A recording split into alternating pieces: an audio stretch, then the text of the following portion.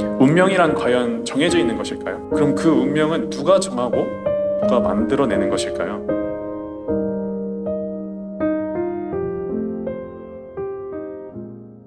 얼마 전에 중요한 시험을 준비하고 있는 청년과 대화를 하다가 사주를 보고 왔대요. 여러분들도 사주 잘 보시나요? 1년에 한 번씩은 보시나요? 올해의 운세에 대해서 보고 왔다는데, 이렇게 중요한 일이 내 앞에 닥쳐 있거나 새해를 맞이하면 많은 사람들이 이렇게 종교를 떠나서 사주팔자나 그런 신년 운세 등을 봅니다. 나의 올 한 해는 어떤 좋은 일이 있고 어떤 나쁜 일이 있을까, 또 무엇을 조심해야 할까. 대부분의 사람들은 이 손금이나 타로 카드, 그리고 별자리 운세, 아니면 태어난 날짜로 보는 나의 운명에 대해서 관심이 많습니다. 하지만 이것을 재미로 보는 것이 아니라 정말 철석같이 믿는 사람들이 있습니다. 오늘은 나의 조물주는 나라는 주제로 말씀을 드리겠습니다. 시작에 앞서 예전부터 전해오는 이야기 한 편을 들려드릴게요. 옛날 어느 산에 스님 한 분이 계셨대요. 근데 그 스님에 대해서 들리는 바로는 단 한 번도 이 스님의 말문이 막히게 한 사람이 없었다고 합니다. 그래가지고 어느 날 한 똑똑한 아이가 이 스님을 이겨보려고, 이 스님의 말문을 막아보려고 이 손에 작은 새 한 마리를 쥐고 스님을 찾아갔습니다. 그래가지고 이 스님에게 스님, 이 새가 죽은 건가요? 살은 건가요? 라고 묻고, 이 스님의 대답에 따라서 살았다고 하면 주먹을 꽉 쥐어가지고 새를 죽이고, 죽었다고 하면 새를 날려보내겠다, 이런 마음을 먹고 이 스님을 찾아갔어요. 스님, 이 새가 죽은 건가요? 살아있는 건가요? 여러분들은 어떻게 대답을 하실 거예요? 침묵으로 대답하실 건가요?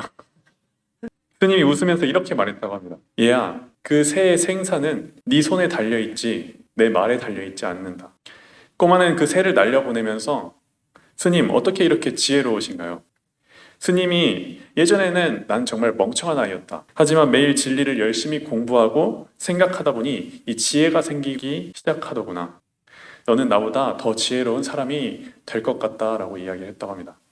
그러자 그 아이가, 어제 저희 어머니가 저의 운세를 보고 왔는데 정말 엉망이라고 하답니다. 스님은 잠시 침묵해가지고 그 아이의 손을 당겨 잡았습니다. 야, 네 손금을 한번 보여주렴. 이것이 감정선이고, 이것이 생명선이고, 이것이 사업선이다. 여러분들 손금 한 번씩은 다 보셨죠? 그 손금 한번 보시겠어요? 주먹을 꽉 쥐어보세요. 아이는 주먹을 꼭 쥐고 스님을 바라보았습니다. 스님이 다시 물어요. 얘야, 네 생명선과 감정선과 사업선이 어디에 있느냐? 어디에 있어요? 그렇지, 바로 네 운명은 네 손 안에 있다는 것이다. 다른 사람의 입에 달린 것이 아니라 네 손 안에 있는 것이다. 다른 사람으로 인해서 너의 운명을 포기하지 말거라 라고 말씀을 했다고 합니다. 우리는 이렇게 꼬마 아이처럼 다른 사람들의 말에 휘둘려서 자신의 인생을 판단하고 결정해버릴 때가 종종 있습니다. 운명이란 과연 정해져 있는 것일까요? 사주팔자라는 것도 이 전문가의 소견으로는 통계와도 가깝다고 합니다. 사주를 구성하는 가장 큰 원리인 음양오행이 이 통계적으로 만들어졌다는 말이 있습니다. 사주팔자를 가지고 우리는 태어난다고 하는데, 그럼 그 운명은 누가 정하고 누가 만들어내는 것일까요? 오늘 설교 주제는 나의 조물주는 나입니다. 조물주라는 단어를 알고 계신가요? 한 번이라도 들어보신 분 계세요? 조물주? 모든 만물을 만들고 주재하는 주인이라는 뜻입니다. 그럼 나의 조물주란 나를 만들어가고 나를 주재하는 주인이라는 뜻이죠. 그것이 무엇일까요? 대종사님께서는 마음이라고 하셨습니다. 마음.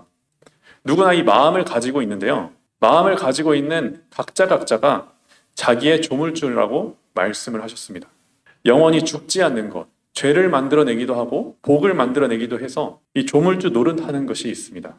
이 마음이라는 것이 있자고 하니 형체가 없고, 없다고 하니 있는 것은 분명한데, 작기로 하면 한없이 작아요. 내 마음도 진짜 작은 마음, 엄청 쪼잔한 마음도 나는 알잖아요. 또 근데 크기로 하면 이것보다 더 큰 것이 없어요. 이것이 바로 마음입니다. 이 마음을 공부하는 사람은 자신의 운명을 개척해 나가는 사람입니다. 대부분의 사람들이 이 타고난 운명이 있다고 생각을 합니다. 그 운명은 바꿀 수가 없다고, 어쩔 수도 없다고 하죠. 하지만 원불교에 신앙하고 이렇게 법회에 나오는 우리 청년들은 이 대종사님의 말씀을 통해서 조금 더 냉정하게 나의 운명에 대해서 생각해 볼 필요가 있을 것 같습니다. 이 타고난 운명이 있다는 말에 저도 또한 일부분 동의를 합니다. 왜냐하면 내가 전생에 지어놓은 것들은 사라지지가 않으니까요. 어제 먹은 밥이 오늘의 나의 살이 되고 피가 되는 것처럼 내가 예전에 지어놓은 것들은, 그리고 만들어 놓았던 것들, 그리고 만났던 수많은 인연들, 그리고 추억들과 경험들은 원래 아무것도 일어나지 않았던 때로, 아무것도 없었을 때로 바꿔놓을 수 없는 것입니다. 하지만 앞으로의 미래는 얼마든지 내가 바꿔갈 수 있어요. 지금 나에게 주어진 것들, 나에게 생긴 일들은 어떤 마음으로 받아들이고 앞으로 내가 어떤 마음의 씨앗을 심느냐에 따라서 나의 운명은, 나의 미래는 앞으로 얼마든지 바뀔 수 있다는 거죠. 대종사님께서 말씀하신 것처럼 나의 조물주는 나이기 때문입니다. 한 서커스에 많은 사람들이 모여 있습니다. 서커스탄을 이끄는 한 남자가 이 관객 중에 한 사람을 이렇게 선택해서 이렇게 묻습니다. 당신은 외향적이고 활발한 성격이지만 때로는 혼자 있고 싶고 외로워하며 내성적입니다. 들으셨어요, 방금? 당신은 외향적이고 활발한 성격이지만 때로는 혼자 있고 싶고 외로워하며 내성적입니다. 선택되었던 이 관객은 깜짝 놀랍니다. 어떻게 자신을 그렇게 잘 알 수 있지? 하며 감탄을 하죠. 그리고 나머지 관객들도 그 남자 신통력에 놀랍니다. 다시 한번 냉정하게 생각해 볼까요? 세상에는 외향적이기만 한 사람도 없고 내성적이기만 한 사람도 없습니다. 외로움을 느끼지 않는 사람도 없습니다. 외향적인 사람 안에는 내성적인 면이 숨어 있고 내성적인 사람에게도 외향적인 면모가 있기 마련입니다. 하지만 이 애매한 표현에 사람들은 모두 고개를 끄덕였고 그 남자의 서커스단은 매일 호황을 이루었습니다.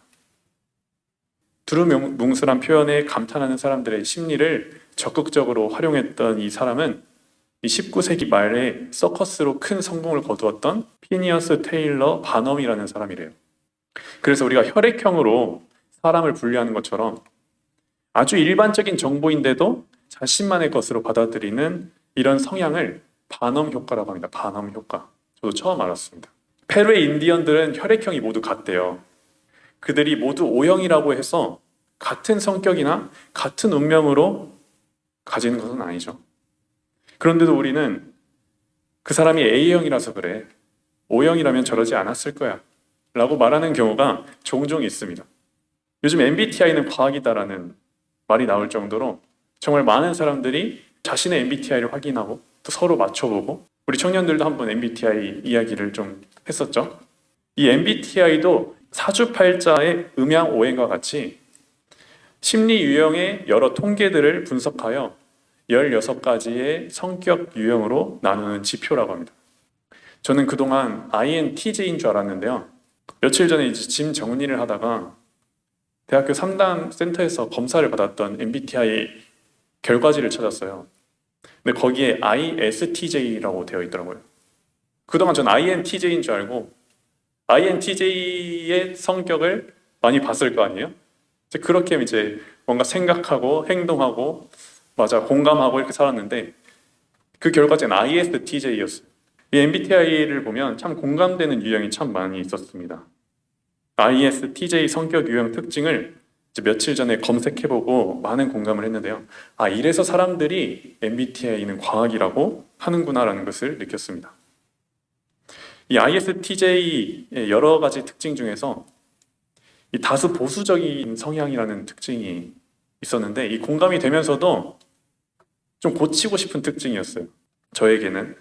그러니까 아이에도 E의 면이 숨어 있고 E에도 I의 면모가 있는 것처럼 우리가 MBTI의 성격 유형에 공감을 하고 이해는 할 수 있지만 이 16가지 성격 유형에 나는 I야, 너는 E야, 너는 T잖아, 그래서 공감을 못 하잖아, 이렇게 딱딱 나를 맞추고 이 주변 사람들을 맞추는 것도 어쩌면 인간의 마음이 만든 이런 통계학적인 유형에 나의 인생과 운명을 맡기고 살아가는 모습이 아닐까 하는 그런 생각이 들었어요. 전 그동안 INTJ인 줄 알고 있었으니까요. 많은 사람들이 꿈꾸는 행복한 인생에 있어서 바뀌어야 하는 것은 삶에 대한 자신의 태도와 마음이지 대부분의 사람들은 자신의 삶 자체가 바뀌기를 원합니다. 그렇기 때문에 이 사주팔자나 신년운세, 이 MBTI가 그만큼 더 각광받고 사랑을 받고 있는 것 같습니다. 정말 우리가 복만 받고 살고자 한다면 마음을 알아서 복 받는 마음만 사용해야 할 것이며, 언제나 이 큰 세상 속에서 내가 항상 넉넉한 마음으로 살고자 한다면 그 마음을 알아서 넓은 마음만 사용해야 합니다. MBTI도 사람의 마음이 만들었습니다. MBTI로 사람을 분류하고 거기서 나오는 편견도 마음에서 나옵니다. 그러므로 신년 운세보다, 사주팔자보다, MBTI보다, 반엄 효과보다 가장 근본되고 중요한 것은 이 무한한 가능성이 있는 우리의 마음입니다. 그래서 우리가 마음을 공부하려는 이유가 여기에 있겠죠. 원불교에서는 인과의 이치를 이야기하죠. 운명이 따로 있지 않아요. 지금 내가 어떤 씨앗을 심느냐에 따라서 결정된 문제입니다. 내 말이 어땠는지, 나의 행동은 어땠는지, 그리고 나의 마음은 어땠는지. 여러분들이 좋은 마음을 가지고 좋은 말을 하고 올바른 행동을 하고 살아간다면 분명 그에 맞는 복을 받겠죠. 좋은 일이 생기거나 일이 잘 풀리거나. 하지만 누군가 나쁜 마음을 가지고 나쁜 말을 하고 잘못된 행동을 한다면 그에 상응하는 결과가 따릅니다. 대종사님께서는 이렇게 죄를 받고 복을 받는 것들이 다 자기 마음 가운데 있기 때문에 나의 조물주는 나라고 말씀해 주셨습니다. 그리고 이 마음 하나 잘 쓰는 것이 바로 나의 사주팔자를 뜯어고치는 법입니다. MBTI에서도 그런 다소 보수적인 그런 고치고 싶은 성격들을 바꿀 수 있는 그 근본이 내 마음에 있다는 거죠. 여러분들도 MBTI 성격 유형 보시면 좀 이 부분은 공감도 되면서 고치고 싶은 부분도 있지 않을까요? 한두 가지 정도 있지 않을까요? 대종사님께서 이런 말씀을 하셨어요. 복과 해가, 그러니까 복과 지혜가 깨알 쏟아지게 나오게 하는 요술방망이가 바로 교전이다. 복과 해가 나오는 원인을 모르면 등에 업은 아이를 찾는 것과 같고 손에 쥐고 있는 수저를 찾는 것과 같다고 하셨어요. 내가 아이를 등에 업고 아이를 찾고 있어요. 이렇게 헛수고만 한다라고 하셨어요. 복과 해가 나오는 원인을 모르면. 또 사람 만들고 사주팔자 뜯어고치는 것이 바로 교전이라고 말씀을 하셨습니다. 나의 운명을 만들어가는 것도 바로 나입니다. 그리고 나에게 죄를 주고 복을 주는 것도 결국 나 자신입니다. 그렇게 나의 운명을 바꾸고 싶다면 그만큼의 노력을 해야 합니다. 어제 했던 내 잘못된 행동, 불편한 말, 어제 했던 쓸모없는 생각들을 이 오늘도 하고 있다면 이런 사람들은 바뀌기가 힘들겠죠. 나는 원래 이렇게 타고나서 이렇게 살 수밖에 없어 라고 생각하는 사람들은 절대 바꾸기가 힘들 것 같습니다.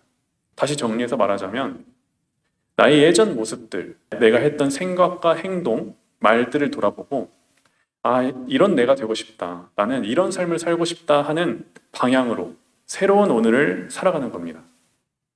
오늘은 좀 더 내가 변화하는 내가 될 거야. 오늘은 좀 더 행복한 하루를 살 거야. 라고 그런 희망을 품고 말이죠. 그렇게 하루하루 조금씩 변해가다 보면 나의 운명이, 나의 인생 전체가 변하겠죠. 내일은 조금 더 맑은 마음을 가지고 조금 더 지혜로운 생각을 가지고 조금 더 바른 행동을 해야지. 이런 다짐을 하며 날마다 새로운 하루를 살아간다면 여러분들은 분명히 누구보다도 많은 사람들에게 존경과 사랑을 받는 사람들이 될 거라고 생각을 합니다. 이 세상의 모든 일들이 이 마음 하나에서 시작됩니다. 나의 조물주는 바로 나입니다. 대종사님이 밝혀주신 이 진리를 믿고 이 나의 마음을 알아서 매일매일 성장해 나가는 우리 강남교당 청년들이 되기를 바라며 이상 설교를 마치겠습니다. 경청해 주셔서 감사합니다.